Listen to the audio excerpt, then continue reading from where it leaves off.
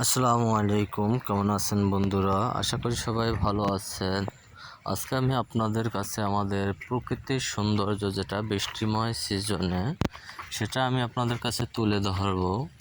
এই দেখতে পাচ্ছেন কৃষকেরা কিন্তু আপনার বীজ রোপণ করা ধরছে, কারণ এখন ভাদ্র মাসের প্রায় 10-12 দিন হয়ে গেছে। এই পাশে দেখতে পাচ্ছেন অনেক বীজ, কৃষক বীজ তুলতেছে। আর এটা হচ্ছে আমাদের এলাকার তাল গাছ। খুব ভালো লাগে এই প্রাকৃতিক সৌন্দর্য দৃশ্যময়গুলো। আর এই ভিডিওটি শেষ পর্যন্ত আপনারা দেখতে থাকুন। গ্রামীণ পরিবেশের যে সৌন্দর্যটা এটা কিন্তু তুলে ধরতেছি। আর ভিডিওটা অবশ্যই দেখে শেয়ার করে দিবেন এবং একটি সাবস্ক্রাইব করে দিবেন, এতটুকু আপনাদের কাছে অনুরোধ। আর দেখেন এই যে মেঘলা আবহাওয়া, মেঘলা আকাশ এবং এই কলা গাছগুলো বৃষ্টির পানির কারণে কিন্তু খুব সুন্দর লাগতেছে এবং প্রাকৃতিক সৌন্দর্যটা তুলে ধরা যাচ্ছে।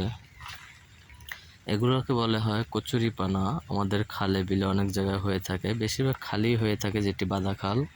এটা হচ্ছে কচুরিপানা, গরুরে কেটে দিলে খায় এবং আপনারা যখন চারা রোপণ করেন তখন ফাঁসের জন্য খুব উপকারী।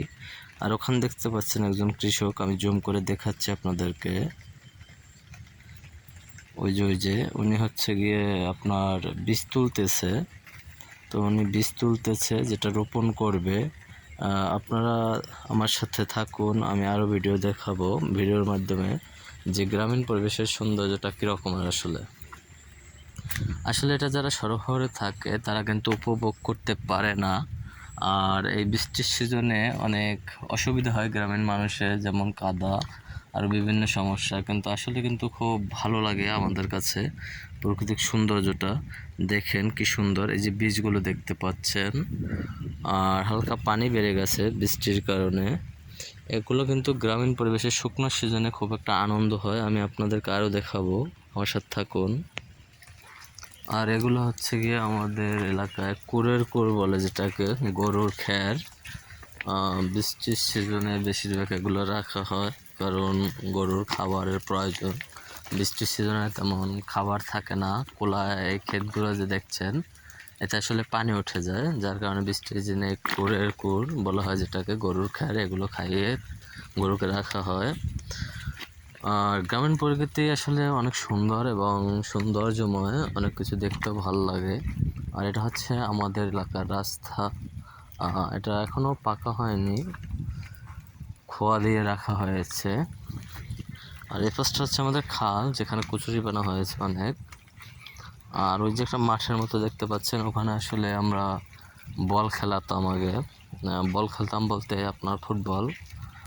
শৈশবে অনেক সময় কেটেছে ওখানে, ওই যে ভিটের মতো দেখা যাচ্ছে।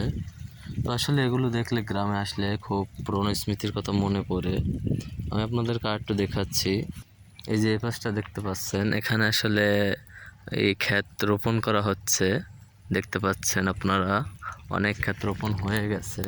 আসলে এগুলো ভালো লাগে দেখতে, কারণ গ্রামীণ প্রকৃতির যে সৌন্দর্য, সবুজ শ্যামল এই প্রকৃতিটা, এটা কিন্তু গ্রামেই দেখা যায়, শহরে তেমন একটা দেখা যায় না। শহর হচ্ছে জঞ্জাট ভরা থাকে।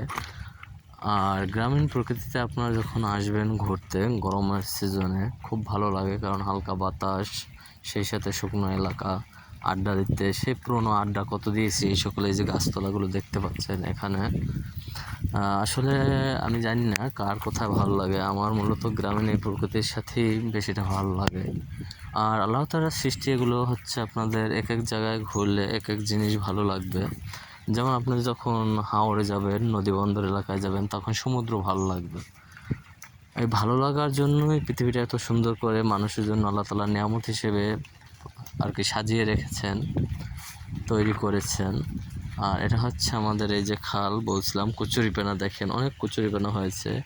এগুলো আসলে পানি বাদে, মানে আপনার পানি চলাচল তেমন করতে পারে না। আর এই হচ্ছে রাস্তার অবস্থা, এটা পাকা হলে হয়তো বা সবার জন্য ভালো হবে। আর এই পাশটা যেটা দেখাচ্ছি, এখানে হচ্ছে যে আপনার ক্ষেত রোপণ চলতেছে, যেটা আমাদের এলাকায় আপনার আঁশ বলা হয়, আঁশ এবং পোষ। এটা হচ্ছে পোষ। আর এই দেখেন একটি মুরগি, ও কিন্তু ঘাস খাতে আসছে এখানে। তো আমি আপনাদেরকে আজকে দেখালাম গ্রামীণ প্রকৃতির সৌন্দর্যটা। আমার ভিডিওগুলো যদি ভালো লেগে থাকে এবং এরকমই সুন্দর সুন্দর প্রকৃতির সাথে মিলেমিশে থাকা প্রকৃতিকে আপনি দেখতে চান, অবশ্যই আমার চ্যানেলটিকে সাবস্ক্রাইব করে রাখবেন। আরও সুন্দর সুন্দর ভিডিও আমি আপনাদের জন্য তুলে ধরার চেষ্টা করব। ধন্যবাদ। তো ভালো থাকবেন সবাই, সবার জন্য শুভকামনা রইল। আসসালামু আলাইকুম, আল্লাহ হাফেজ।